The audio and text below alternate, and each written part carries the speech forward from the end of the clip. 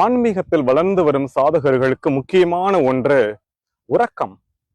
இந்த உறக்கத்தை அதிகமாக நாம் கொள்ள கொள்ள கொள்ள இரவிலோ பகலிலோ அதிகமாக கொள்ளும் பொழுது அந்த ஆன்மீகத்தில் வளர்ந்து வரும் சாதகர்கள் ஆன்மீகத்தின் உச்சநிலை போவதற்கான வாய்ப்பு இருக்கிறது. நாம் தவறாக புரிந்து கொண்டிருக்கிறோம், அதிகமாக உறங்கக்கூடாது, அப்பொழுதுதான் ஆன்மீகம் உயரும் என்று. அதாவது ஆன்மீகத்தில் கீழ்நிலையில் இருப்பவர்கள், ஆன்மீகத்தில் வளர்ந்து வரும் சாதகர்கள், ஆன்மீகத்தின் உச்சத்தை தொட்டு சித்தர்கள் என்று வகை வகையான பிரிவினர் இருக்கிறார்கள்.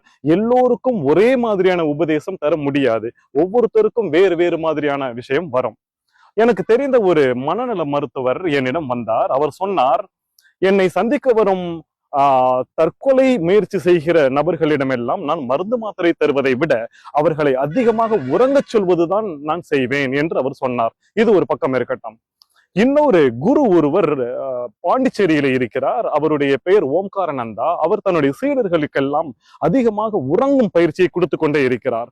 அதிகமாக உறங்க உறங்க உறங்க மனதிலே இருக்கும் கவலைகள் எல்லாம் களைந்தெடுக்கப்படுகிறது. ஒரு மனிதனுடைய உள்ளே இருக்கிற அனைத்து நெகட்டிவிட்டியும் வேரோடு எடுக்கப்படுகிறது என்பதனால் தான் தற்கொலை எண்ணம் கூட போய்விடுகிறது என்பதெல்லாம் இதற்கான சான்றுகள் என்பதனால் ஆன்மீகத்தில் வளர்ந்து வருபவர்களுக்கு உறக்கம் அதிகமாக தேவைப்படுகிறது. நிறைய உறங்க வேண்டும் என்பதை இந்த ஷார்ட்ஸ் மூலமா நான் சொல்லிக்கிறேன். ஆனால் பசித்திரு, தனித்திரு, விழித்திரு என்கிற வார்த்தை வள்ளலார் சொல்லி இருக்கிறார். அது யாருக்கு என்றால் ஆன்மீகத்தில் உச்சநிலையில் இருப்பவர்களுக்கு. அவர் பசித்திருக்கலாம், தனித்திருக்கலாம், விழித்திருக்கலாம். அது விழித்து இருப்பது அல்ல. அந்த விழித்திருக்கிற நிலை தானாக வந்து அமையும். தூக்கம் குறைஞ்சு போயிடும். 4 மணி நேரம் 3 மணி நேரம் ஆயிரும்.